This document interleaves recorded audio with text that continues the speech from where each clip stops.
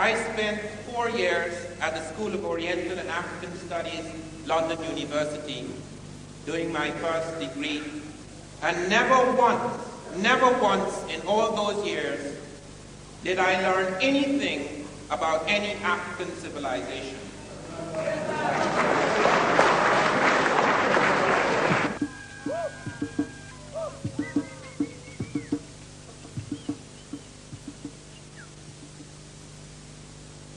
Anthropology has for a long time had a love affair with the primitive. And the great interest, almost exclusive interest, has been on that little man living on the edge of the world. And I know about that little man because I'm a primitive.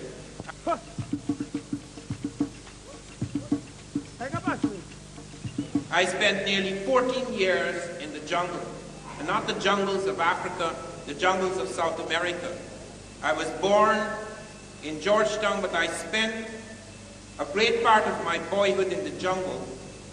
I lived therefore on the periphery of the South American civilization. I was 3/4 African and about 1/4 Makusi Indian.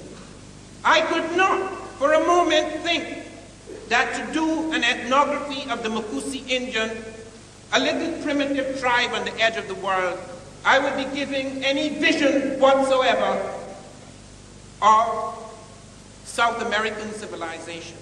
I little knew then that behind me lay Machu Picchu, a city carved out of sheer rock, calling for the engineering ingenuity unparalleled in Europe at the time. I little knew that the Makusi had cousins with the Mexicans, and I'm not talking about shrunken Mexico of today. I'm talking about Mexico when it was the center and core of Native American civilization.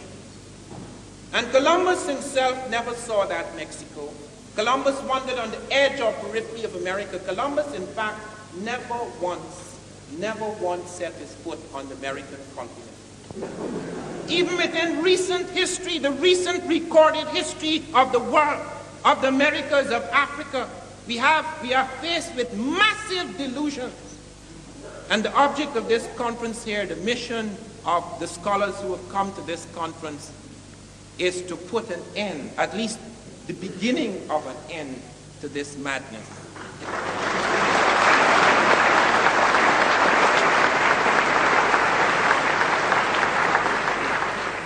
We know very little, or rather we have known very little of the technologies of early Africa because of this concentration on the primitive. I grew up in a jungle twice as large as any jungle in Africa. Africa, in fact, has less jungle than any other continent comparable with its land space. If you took 2 Europes and put it in Africa, there is more woodland and forest in 2 Europes than there is in Africa. Our image of jungle springs from the fact that most anthropologists, at least in the past, it may be changing slightly now, and with these studies it will change even more rapidly. Most anthropologists have been satisfied to go looking for vanishing little tribes, utterly irrelevant, the Booga Booga and the Luga Booga. And they go and they spend 6 months a year and they study all they know about the Luga Boogas. All their little ritual and their dances and their kinship system, who is my mother's brother, sister, son, etc. Utterly irrelevant to any illuminating vision of African civilization. And they come and they extrapolate masses of things about it.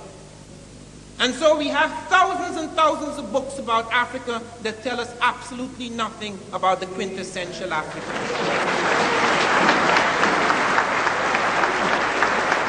This has been the case for at least 5 centuries. It is only within the last 5 years that we have had discoveries that make us aware of what is happening in Africa. Only within the last few years, 5 to 15 years. Only a few men have come forward and have given us this vision. Because even many of our so-called African scholars are so Europeanized that they merely repeat and echo what they have discovered. And I'm not using the word Europeanized in a racial sense. I too, like Sheikh Anta Diop, can claim perhaps with even more justification, that I have not a racist streak in my being. I am saying this because it is true.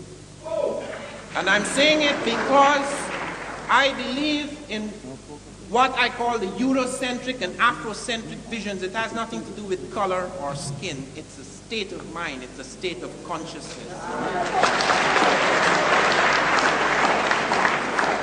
It is just a tragedy and a truth that most people who have Eurocentric consciousness happen to be white. But this is also true of a great many of our blacks. And I speak, having traveled throughout the black world, a great many of our people have no conception whatsoever of where they come from, what is going on, and where they're going. And I have heard many of my people say, we have to start from scratch. Let us admit we did nothing. Even in the tongue-in-cheek poetry of Césaire, though Césaire is a great poet and he never meant it in that sense, we who explored nothing, we who invented nothing. This is far, far from the truth. Just a few years ago in 1978, two American scientists, Schmidt and Avery, discovered that Africans were smelting steel 1,500 to 2,000 years ago in Tanzania. They were smelting it in a machine that was using a semiconductor technology unknown until the 20th century. They were making steel at 1,850 degrees centigrade. No machine, no iron smelting machine in Europe or anywhere else had achieved those temperatures. The highest recorded in Europe was about 1,620 degrees centigrade in a second century furnace, Roman draft furnace. And not only that, not only they found the Africans were producing a fine bloom of carbon steel, they were doing it in a single stage, so that even in the middle of the 19th century, when George Wilhelm Siemens, the German, found a method for mass-producing steel, the European process in the mid-19th century involved two stages, whereas the African process involved just one.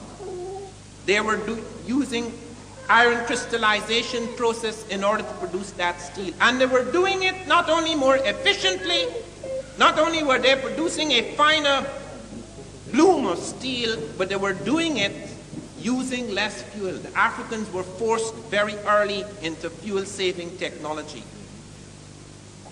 These things have only recently come to light, and they have changed our understanding of what really happened in the ancient world.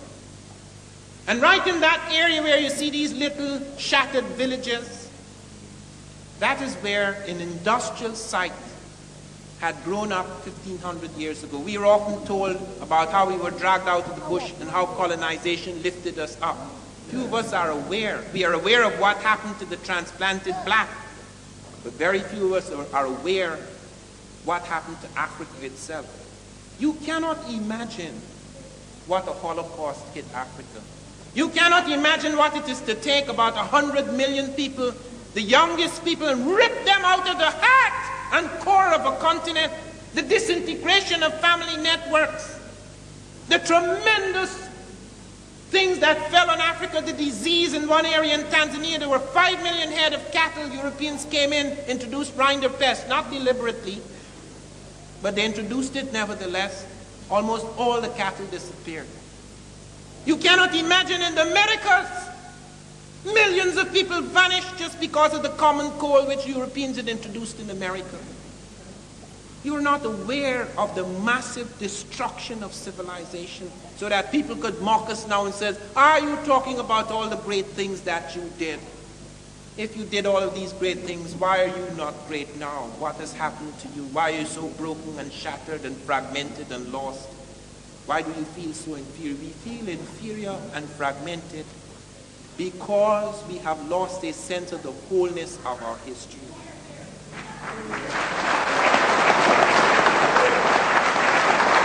And make no mistake about it, while it may be very difficult or perhaps impossible to change in any revolutionary way our economic situation for a long time to come, we can change our consciousness, and through consciousness we can literally change the world. And that is why these are not just facts. We do not just come, as academics usually do, to give a new set of facts, because facts are not necessarily truth. Facts need to be breathed into. Facts have to have a quality, a vision. Because as I discovered when I began to study Native America, the prehistory of America closely, I found the people who had the most facts had the least truth. It has to do with a certain vision, a certain eye. Why did American scientists have to discover the steel-making machine? Why didn't the British discover it? They were there much longer. No. They assumed that the Africans had only achieved 1,250 degrees centigrade in their blast furnaces. How did they arrive at that scientific conclusion? Because that was roughly the lowest temperature at which you could smelt iron, and Africans were the lowest people. And there was no question that they did smelt iron, so that was their centigrade. There was no proper scientific study of their machines. Nobody went and asked them. I know that. When I was in East Africa, I was sent out by the School of Oriental and African Studies, London University right here. I was sent to get a list of legal terms. They didn't expect me to produce a dictionary. They like this piecemeal nonsense. You go out and you do your little thing. Somebody goes out and studies hesitation phenomena. I met a girl doing a PhD in hesitation phenomena. I said, what is that? She says, you know when you're going to say something and you pause, you say or What do the Swahili say? That's our PhD. Concentration on irrelevancies, concentration on pettiness. That is why there emerges from that the image of petty African.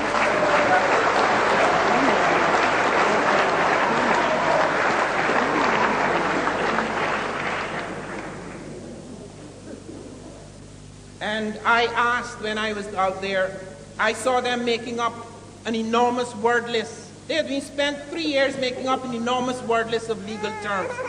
And I said, and I'm not going to call names because some of these people are still living, unfortunately. But I asked them, why are you doing this? Why don't you go among the people, find out what Swahili legal terms they're using in the courts? And I remember someone turning on me. I can't remember the accent well because I've left Britain 14 years ago. Then Sertima, what are you talking about, going among the people? What writing do they have? They only started to write when we came here. I went the first day I was down in Morogoro. I found documents, long legal documents going back before the British times, almost into the German times. And it was on the basis of those documents that I was able to build slowly the dictionary of Swahili legal terms. When I came back, they said it was a landmark in Swahili studies. It was an important contribution. Yet when the time came for my degree, they said it would not be counted. Never heard about it again until I saw parts of it creeping up in the works of the published work of one of my esteemed colleagues in the United States. I want you to know, and I suppose you already know this, and that is why one speaks of this in advance, that knowledge about black people has become highly political.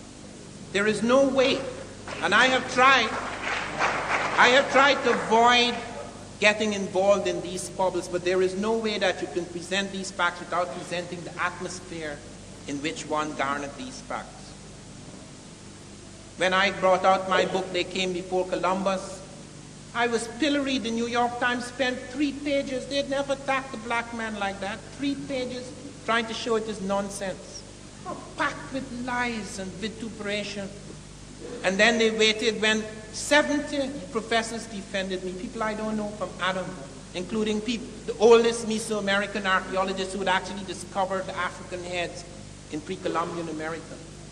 And they spent 7 weeks to print those letters. And the letter I wrote back to my critic, it was heavily doctored. All the facts, just statements. Every time I tried to substantiate what I was saying, they deleted it. They put ... This is not a joke. This has become a very serious matter. I was denied permanent residence in the United States for 9 years. People just walk in like that and get permanent residence for 4 years, 3 or 4 years. I could not travel outside of America without being on parole. They had a little thing, my picture. I'm on parole. I had to go to Trinidad on parole, on the country arrest. Why do these things happen? Surely knowledge of this nature is recognized as being very revolutionary, very serious. But let me come back to my subject. The discovery just a few months after the steel-making machine by Lynch and Robbins, they discovered an astronomical observatory, a kind of African Stonehenge, at Namoratunga in northwest Kenya. Namoratunga, the place of stones.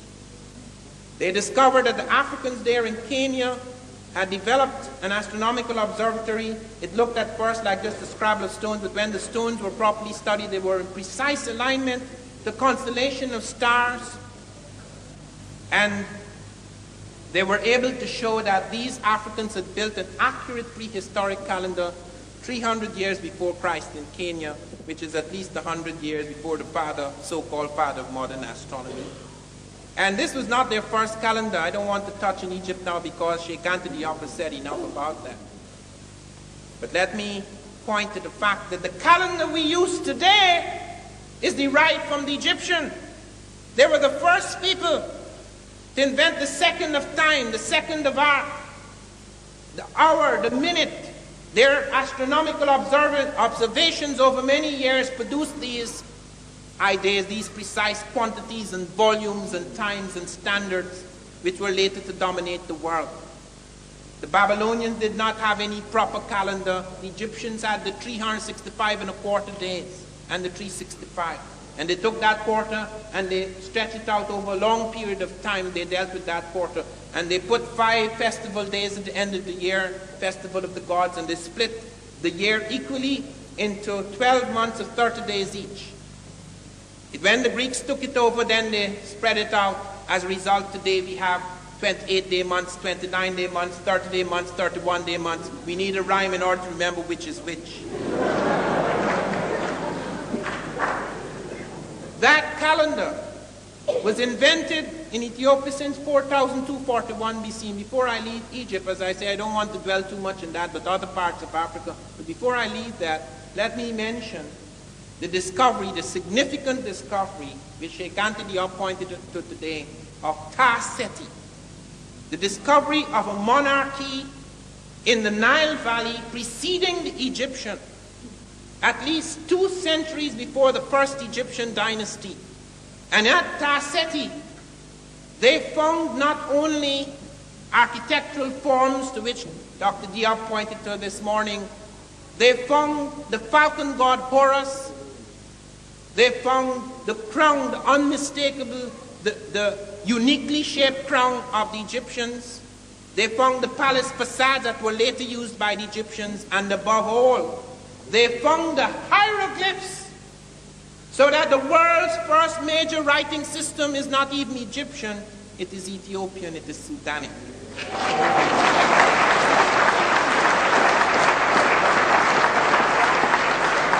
There are so many evidences, apart from the question of what the Greeks said who actually saw these Egyptians, apart from all the evidence that Sheikh Anta Diop has brought forward and others. There is evidence, the migration, the movement of agriculture. Every major plant in Egypt, at least half a dozen are found coming from the south. There's not a single plant that comes down to the south. This nonsense about civilization, that civilization in Egypt was created by Asiatics and Caucasoids, and then they brought the light of civilization down to the benighted black barbarians in the south. Not a single shred of evidence. The script comes up, the agriculture comes up, all the symbols comes up, the conceptions of God, and all the various forms that were to become deities in Egypt. It all comes from the south. The art, everything, you can see its origin in the south, in that Ethiopian and Sudanic world. And Ta Seti is the culmination, it's the capping of the evidence. When we look at astronomy, as I was pointing to the calendars and the thing found at Namaratunga, they found something even more startling among the West Africans. In the 13th century AD, about 7 centuries ago, they found Africans were plotting an invisible star, Sirius B. Sirius A is a bright star we all see in the night sky. Sirius B is impossible to see with the naked eye. It is impossible to see it with the naked eye. It has a magnitude of about 8.5. And the Africans not only saw it, they plotted its orbit and trajectory right up to the end of the 20th century, up to the year 1990. And the diagram produced by our best astronomy today is identical with what they produced centuries ago. We only became aware of that star towards the end of the 19th century.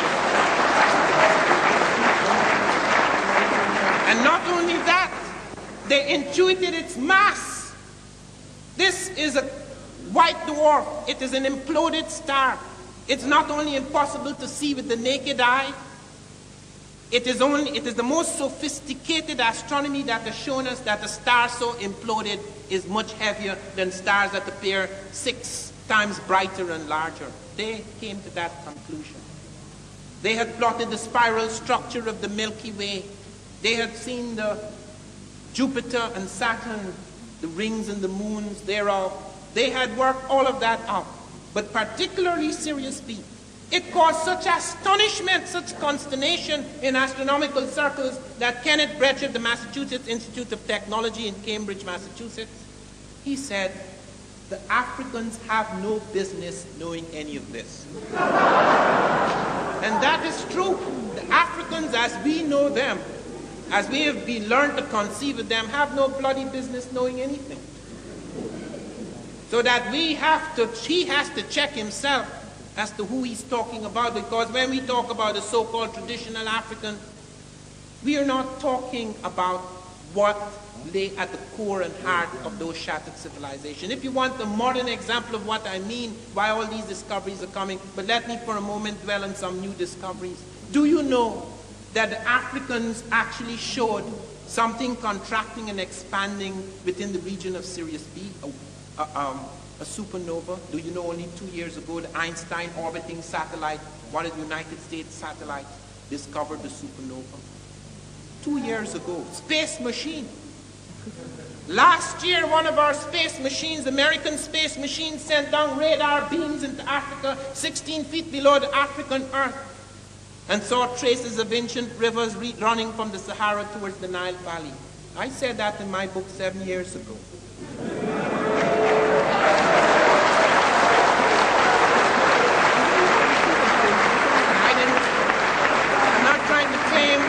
I'm not trying to claim anything special about that, because a few anthropologists had said that too on the basis of migration evidence and other kinds of evidence, linguistic networks, etc.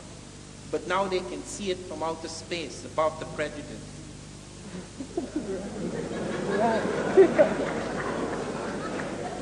They found, for example, mathematical systems in Africa. The first use of numbers, the first scientific evidence of the use of numbers is found in the Congo Zaire. It's known as the Ishango bone. It's 8,000 years old. It's very simple, but it is cited because it's the first evidence we do have. But we have found far more complex mathematical systems, like the Yoruba, for example, are found to be using a complex mathematical system which one of the mathematicians, Conan, calls one of the most abstract and complex mathematical systems.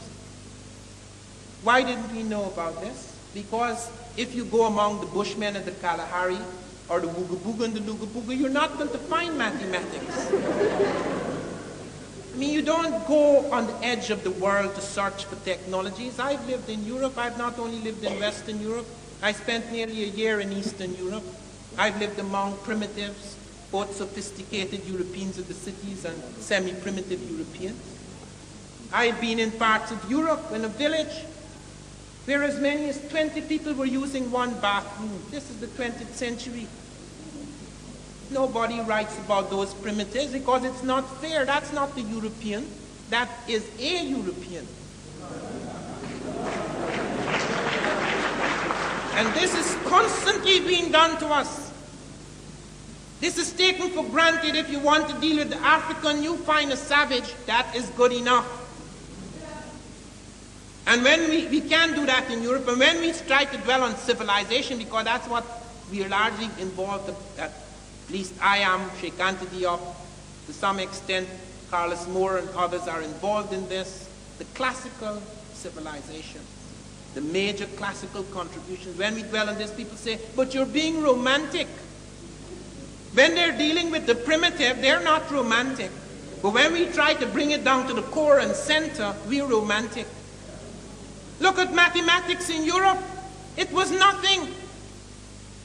Do you know that when the number system 1, 2, 3, 4, 5, 6, 7, 8, 9, 10, that's Hindu, the Arabs and Africans invaded Europe as Moors, and the Arabs brought from India the numbers Fibonacci, yes, brought it to Europe first in 1202, but the Europeans didn't accept it because the church said numbers are works of the devil. It's as late as the 17th century. So you have basic arithmetic, that's the most. It became a capital offense during the Inquisition to study advanced mathematics and Arabic documents. Do you know how many documents have been destroyed in the world? The Library of Alexandria, where the Africans had built a library, some people calculated it 1 million, let me be conservative, 500,000. And these are not the libraries you can duplicate. You could blow up any library here. You could duplicate it somewhere else in the world. There are very few manuscripts that are standing by themselves. This was a time when a manuscript represented centuries of learning, where there were few duplicates or no duplicates at all. All destroyed. And yet the fragments exist. So significant that we have 10 major medical texts in African languages. The first medical texts in the world are in African language. The first mathematical papyri which you saw this morning, that's African. Those are the first. Even today, with all the destruction, we could still go back to the African documents and show them on a screen. The Ebers Papyrus, the Edwin Smith Papyrus, the Smith Papyrus, which is 1500 BC. They have chapters on helminthiasis, ophthalmology, gynecology, pregnancy diagnosis, circulation of the blood, the pulse, diagnostic percussion, all that, chapters, intestinal disease and all that 1500 years before Christ. Africans. Then we go to look at these things that people say, well, why did it all disappear? How come it all this? But look at the present world today. Suppose there was a third world war, which God forbid, but suppose there was. Most of the technology of the world is concentrated at certain centers within a matter of minutes. And believe me, it is a matter of minutes. It's not no days and weeks. The preliminary battles may take a few days and weeks, movement of armies and a lot of bluffing. But when the bomb strikes, it's just a matter of minutes. And the people who don't see the light when it strikes are the lucky people. Most of the major cities of this civilization will be not even smoking. It will be almost nothing. The bombs dropped at Hiroshima and Nagasaki are baby bombs. They have bombs now 1,000 times more powerful. It does not smash cities, it turns them into vapor. Even the clouds burn.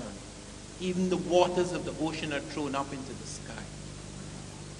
You can imagine what the hollow... People might survive. People might survive, but they will survive on the periphery. The edge of the world. That is the people we're going to look to centuries down the road and says, that was their level, that was the level of science in the 20th century. That's what they're doing to Africa. Because what they struck us with was equivalent to 100 hydrogen bombs. Particularly where they struck us most, the consciousness of the African people. I have seen people scraped in such a way that you wonder if there's a brain left at all. Everything is an echo and echo and echo. They haven't even begun to question the basics in this civilization. As Dr. Diop has shown, that a great deal of the Greek science, and we're not attacking the Greeks, because they had their own genius too, but the basis, all these things they claimed, you see, Hippocrates, taking sections out of the work of earlier Egyptian writers without giving any credit to them at all. Pythagoras, the Pythagorean theorem was worked out long ago. Pythagoras spent 7 years, some people say 22, in Egypt. And he comes back with all this, even medical theories, and brings it all back to Greece and all the claim. All the great European scholars went to Africa. Thales of Miletus, Democritus, Pythagoras, Eudoxus. There's a whole list of them walking into Africa, picking up things from astronomy, geometry, medicine, etc., and going back home and claiming it to be theirs. Father of this and father of that, when they're the children.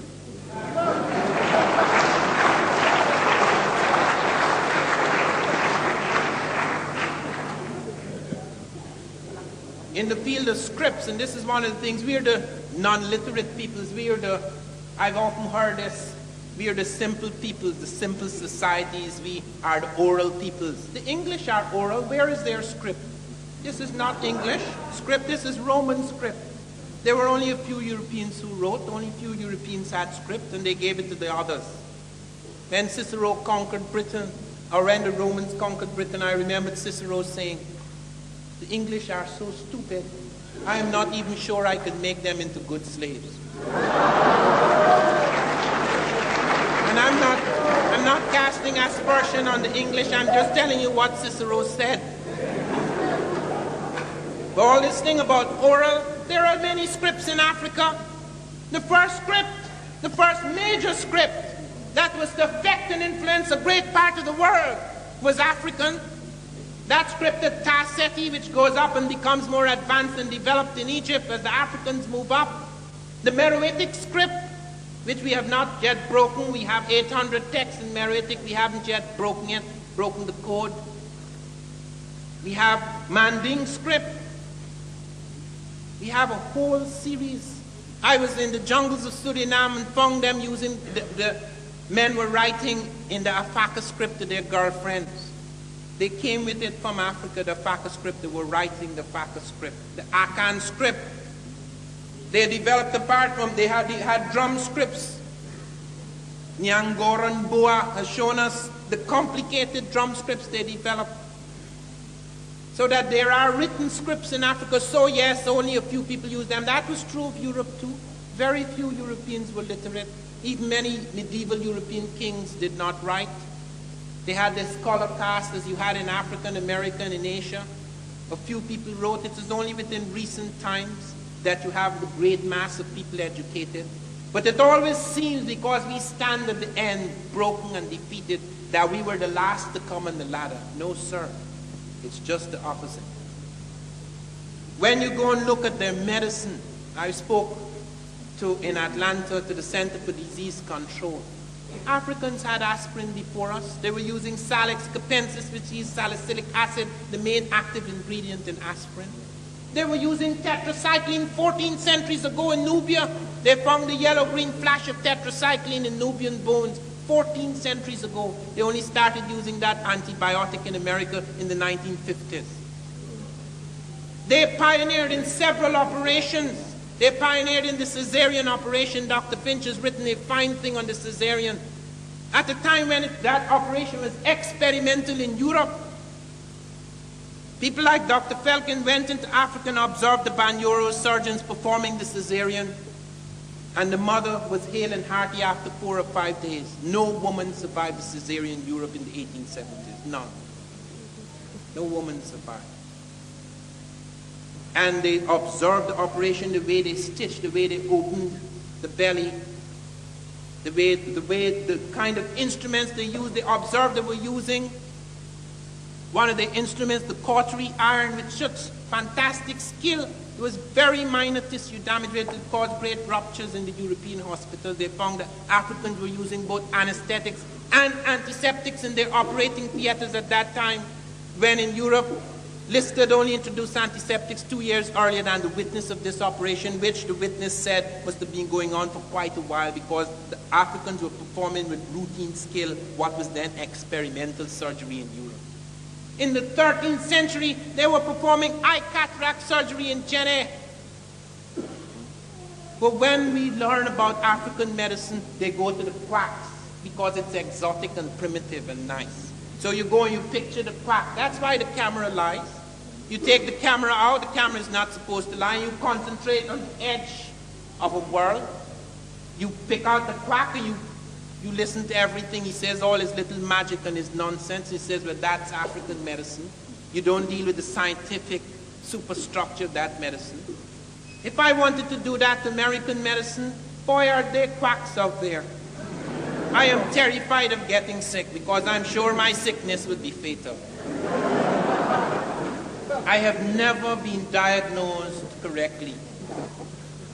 As soon as I go to the diagnosis so that I could guess the worst possible scenario so I could fight against it. So when you look at medical science, you see, for example, one of the innovations that Africans were the first to use drugs to deal with hypertension and certain forms of psychotic disorder. Even one of their medicines, reserpine, comes out of the African medicine chest. They have a vast herbal pharmacology. We are only now beginning to study this and see the scientific knowledge the Africans had of plants. And when we talk about plants, they were the first in the agricultural field. Recently, there's been a big discovery which has been disputed, where they found that Wadi Kubania and Wadi Tushka in Egypt and Nubia, the earliest cultivation of cereal, wheat, and barley, etc., and this was dated about 18,000 years ago, about 7,000 years before any other civilization. It has now been downdated. They said they made a mistake. But when they thought they were right, and that they had made a mistake, they started to excuse it. They said it is probably not true that agriculture is the basis of civilization. Could you understand what these 5 centuries have done to the consciousness of the world? That even when things are found, even when they're there, you cannot understand. Do you know how they explain the Dogon finding Sirius B? The Russians have given the best explanations because the Russians contacted me when I brought out my thing in the New York Times. I got a letter from Sanarov, academician Sanarov, from one of the Soviet science cities in Asia, saying that the Russians had been working on Bering Strait migrations and other migrations from the Pacific area. They'd never heard of Atlantic migrations before. They were very interested in my research. And in the communication, I asked them about what they had been doing in Egypt, what discoveries had been made on the NASA because Sadat had kicked them out. And they pointed out that Volosimo, one of their scientists, had found perfectly ground spherical crystal lenses in ancient Africa, and that the Africans had telescopes. But they didn't even bother to think that Africans had telescopes. They said that perhaps, and this is Carl Sagan on big television in America, that some scientifically literate European wandered among the Dogon and gave the African savages this knowledge. And that later on, when anthropologists came to study them, they merely vomited it up. The anthropologists who studied the Dogon, Marcel Griot and Germain Dietelin, Griot spent 16 years among the Dogon before they started to talk about that part of the heavens. A long time to vomit. And no one at that time, before or after, until very recent times, knew what the Dogon had found. That there was an elliptical orbit of 50 years around Sirius A and an orbit of 1 year on its own axis. We only found the flashing and darkening of the supernova 2 years ago. We have not yet found, and we may not discover this until next year when we send up our latest space telescope. We will not be able to verify what the African said about the 1 year orbit on its own axis. Yet the European gave it to him in the 1920s or 30s. Let me shift from the African world now and touch on something in closing that I have had intimate acquaintance with. I have been one of the few blacks who was sent by the National Aeronautics and Space Administration to witness the launching of the first black American into space, Bluford. That was done in recognition of the work I had done at NASA on blacks in space science. One of the things I discovered is that not only African science is little known, but even modern science, the contribution of blacks to modern science is little known. Look at this electric light. It is true that Edison pioneered in the electric light, but Edison could only keep the light burning for about 16 hours. The man who provided the carbon filament that made light universal and practical was a black American, Louis Latimer. He literally lit London and New York. He actually supervised the lighting. He wrote the first book on incandescent electric lighting. We don't know nothing about him. A man who was to transform the economies of Britain and France in the sugar industry, the man who invented the sugar machine, which on the principle which we use today in taking those sugar crystals, taking the cane juice and transform them into sugar crystals, is a black West Indian, Jan Matsalega. The first man to mass produce shoes in the world. They used to take a long time to produce a shoe by hand. The first shoe making machine, mass production of shoes, it was called the niggerhead machine, after its inventor, a black West Indian. Well, African. I'm just putting him back in there.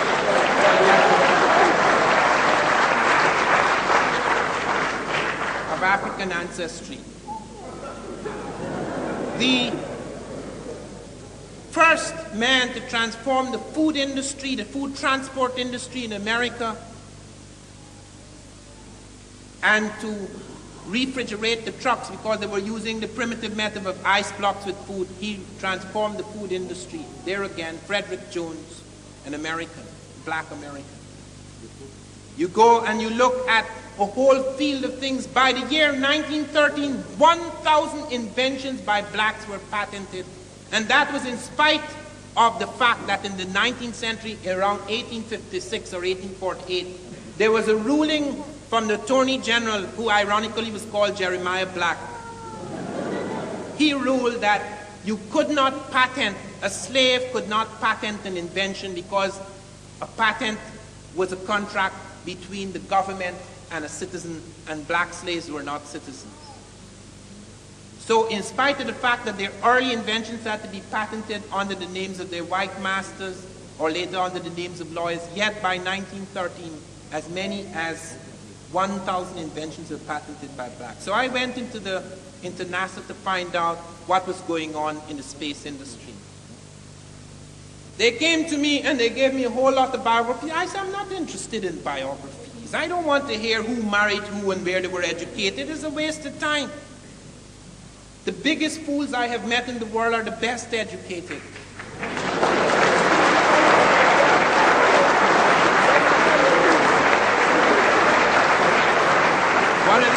One of the things that I am most grateful for is that in spite of the fact I've been heavily miseducated for many years, I broke from it because at the root I was not a normal person. I grew up in the bush. I was not part of this civilization. From the time I came out and I looked in the city, I didn't like city people. I can adjust to them now. But there's that inherent distrust, because I found that people who had learned things from books, written in a certain way for centuries without much change, just echoing the lies of the past, knew very little about what was and what wasn't. I therefore depended on my instinct, which I tried to kill for many years, but it kept haunting me until it broke through the shell. That was responsible for my survival. The constant doubt that springs from the fact that it is impossible to totally suppress the soul of man.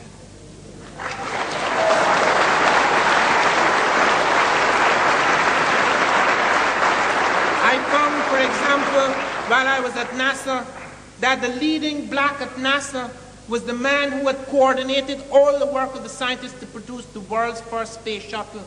The man who was responsible, who was the director of the Dryden Flight research center who coordinated all the work of the scientists to push up that first space shuttle was a black man. His name, hold on a minute, is Major Gillam IV. Major Gillam IV. The leading technical astronaut whom I had a chance to sit and talk with the day before the launch at Cape Kennedy, Colonel Gregory, Frederick Gregory. He's the leading technical astronaut. He's one of the 3 men who were sent up to check out the space shuttle before it goes up. He was the man who was selected to redesign the cockpit, the brain of the space shuttle. He redesigned 5 of the cockpits because the first one was screwed up. He was responsible. I have a picture of him sitting blind in the middle of an airplane, blind, landing it on the point of a pin.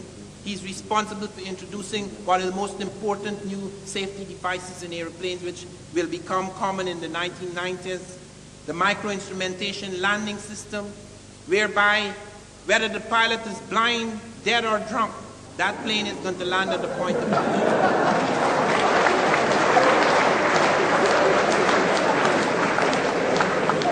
He was responsible also for inventing a new power controller, which will enable the pilot, cut hand fatigue in half, enable the pilot to control all the systems in the airplane with one hand. And you find also the toilets, even the space toilets are designed by a black. And this was the best design they had, because there's a problem in space. When you have a call of nature, it doesn't go down, it goes up. And they're always experimenting. So a few shuttles ago, they tried some balloon thing and it burst on the way down. It was a very nasty landing. And he, the same man, Bob Sherney, invented the tires for the moon buggy. They had to find tires that would be 10 times lighter than Earth tires, yet would be able to have traction on 1/5 the gravity of the Earth, which is on the moon, and yet carry the weight of the machines, etc., the instrumentation. Sherney devised that. Sherney is also the only man who has spent the longest time in states of weightlessness without going in a spaceship. And the only aircraft we have, the KC-13509 aircraft, the only aircraft that flying a parabolic curve achieves weightlessness. And it achieves weightlessness for about 1 minute. It's known as the vomit comet, because when it spins, everything you have inside of you, unless your train comes out. And the leading researchers in hypersonic research, for example, the leading researchers is a black woman. She's the one who solved the sonic boom. Dr. Christine Darden has solved the sonic boom problem, which will enable us to fly several times the speed of sound at the whisper in the 1990s. I met her also at Cape Kennedy. The 2 leading black researchers, and the leading researchers in space medicine are 2 black women, one an Afro-Hispanic, Dr. Cowens, and one Dr. Long, who've invented a device which enables you to exercise your involuntary systems, that you can change your heart rate like the yogi. It's like a quantification of yoga. You could change your heart rate and your blood pressure. These things will be spin-offs which will affect the general populace later. These things are necessary in space because we find tremendous problems emerging in space. You go up in space and you find lots of the fluids in your lower system collect, because you can't, it's not like one of those great spaceships you see in the space movies. You can't go running about jogging in the morning, but you have to exercise. You have to keep in extreme fitness because you're operating in zero gravity. And they have done tremendous work in space medicine which will make a tremendous amount of difference to this. One of the things that I found extremely heartening, and let me end now, was that NASA was appreciative of what we were doing. They ordered 1,000 copies of this book, Blacks in Science, so that their astronauts and others could study it, so that they could see what contribution Africans were making both in ancient and modern times. The first copies were given to our 2 leading astronauts, Colonel Gregory and Bluford, and these men are aware, even though they do not participate in this, they are aware of how important the work they are doing, how they become standards in the world. And that is what I want to end on. We are not doing this simply as an academic exercise. This is not just an accumulation of new facts. These things are presented because we can only heal, and this is true for the black as well as for the white, both the prisoner and the imprisoned, both the prisoner, and the jailer. We are doing this because it is necessary to revise the history of man. The tremendous anguish which is deep in the heart of all of us, which arises out of these falsehoods, the falsehoods upon which this civilization are built, have got to go. This is a movement. This is a movement which is sacred. There was a time when certain people were able to take their history and turn it into sacred document.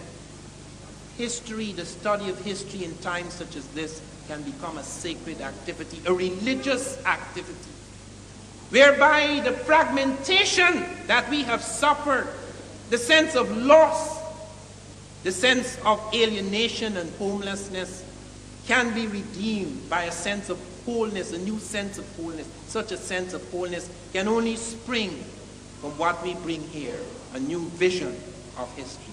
Thank you very much.